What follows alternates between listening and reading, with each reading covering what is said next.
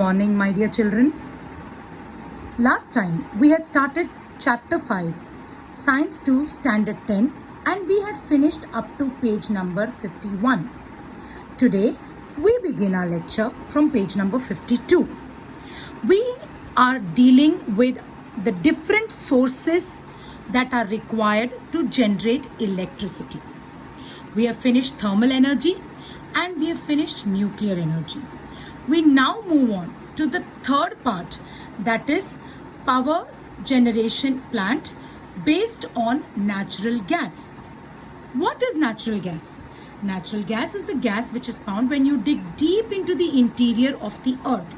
Along with fuel, you also get natural gas. In this plant, the turbine is rotated by a gas at very high temperature. This gas is the natural gas. So there is a compressor for adding pressure to the gas. Then there is a combustion chamber inside which the natural gas is let. This natural gas, when it goes into the combustion chamber under high speed, it will rotate the gas turbines. The gas turbines will rotate the generator and the generator will generate electrical energy. Now the main sections in this type of plant is primarily to pressure the gas. So you require a combustion chamber where there is a compressor. This will keep the gas under pressure and the natural gas here will be burnt under the combustion chamber. So gas that is burnt is natural gas and it is kept under pressure and it undergoes combustion, that is, it is burnt in the presence of air. The gas is therefore, because of this burning at a very high temperature and because of the compressor, it is at a very high pressure.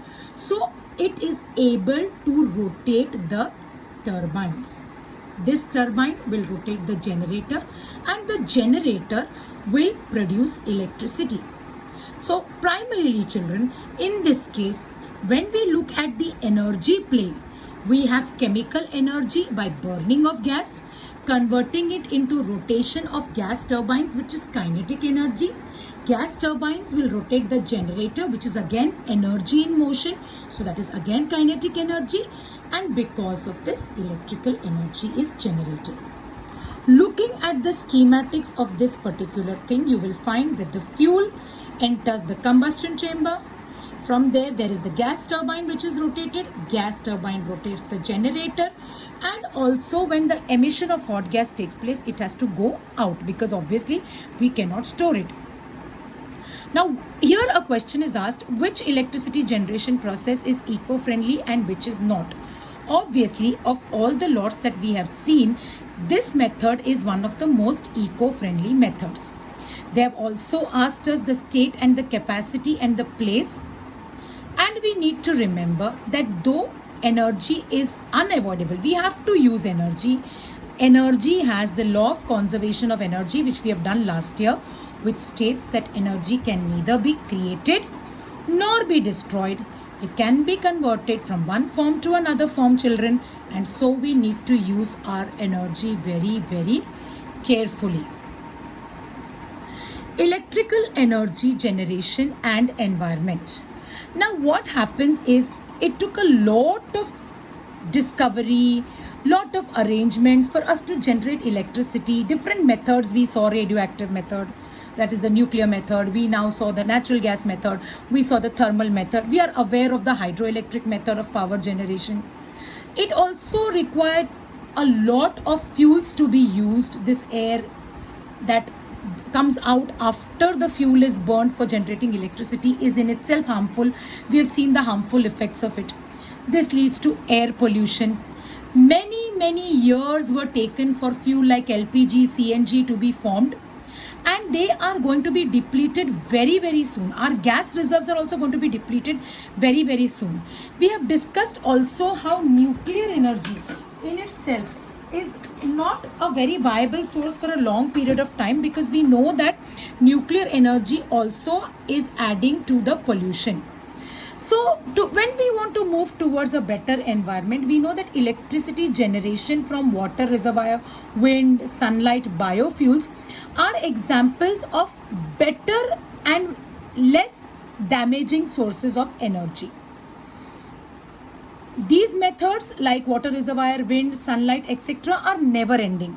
So we can recycle them and we can generate energy again and again. The energy generated by this, however, is not sufficient for the large population. The effect of population. Currently, if you notice on Facebook, a trend is going on where everyone is requesting the Prime Minister to come up with strong population control bill. Why do we need to have this bill in place? They are saying because it is difficult if such a crisis comes. How will we support the poor people? How much can we take care of their medical and other needs? So please take care of population control. So you can imagine for so much of a population to provide the regular sources of energy through coal, which is not so eco-friendly, but we still have to use it.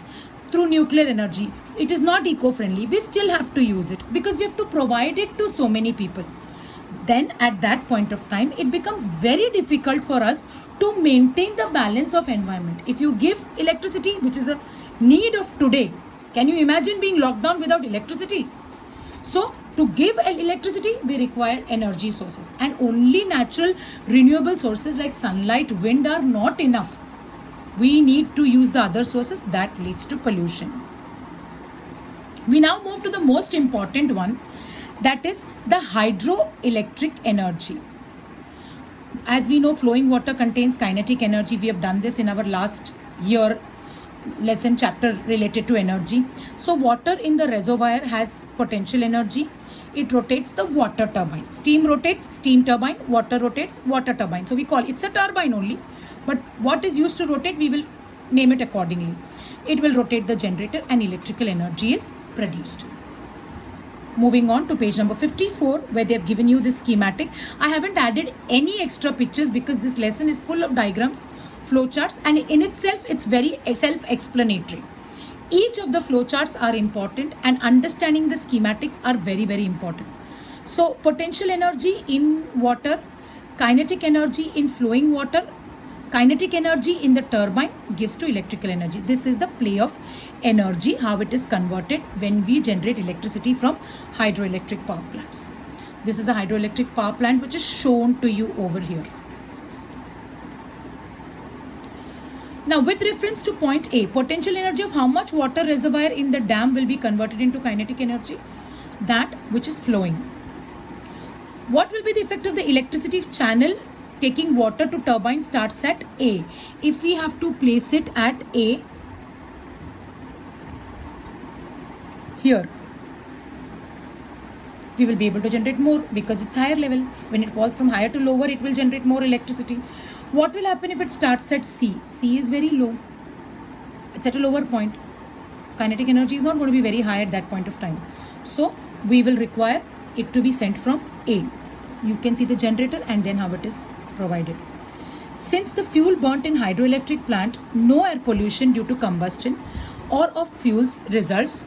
However, because of issues like if you have to build a hydroelectric power plant, आपने तो सुना भी होगा, Medha Patkar has this whole thing going on in Gujarat for the last so many years against building a dam over here, Narmada Bachao Andolan, because they want to build a dam near Narmada and they want to start a hydroelectric power supply.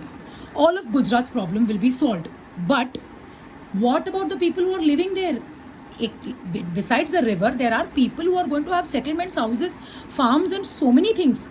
If we build a dam over there and we think of providing electrical energy, what about the people who are there? They will be displaced. So this is a two-way situation. आपको environment या तो इस तरह से damage होता है कि आप वहाँ के लोगों को upset करते हो वहाँ से, या तो फिर environment इस तरह से damage होता है कि आप polluting sources of energy use करते हो, जैसे कि nuclear energy, thermal energy. The problems associated with hydroelectric power plant is that the water which is remaining due to storage of water in the dam may submerge certain villages or towns, and this leads to the problems, as a result of which we lose, फिर वहाँ पे बाढ़ आ जाएगी, then we will obviously lose fertile lands and forests, and also the obstruction of the river water may have adverse effect on the living water, which is the life which is living inside the water. Obviously there is river there, there are fishes there, there are planktons there, so they will also suffer, no? Because when you're obstructing by constructing a dam, obviously they cannot live, their habitat is destroyed. The example of one dam over here is the Koina Dam. As you can see, Tehari, Koina, Sridham and Napta Zakri in Himachal Pradesh. They give a lot of electricity, and they are able to generate electricity by this method. So today we have seen how environment needs to be protected, which are the polluting sources of energy and which is the not polluting sources of energy. We have also seen hydroelectric power station. We are on page number 55, and I'm stopping at half of it. We will continue the rest of it in series 3 for chapter 5 science 2. Till I see you again, take care, stay home, stay safe.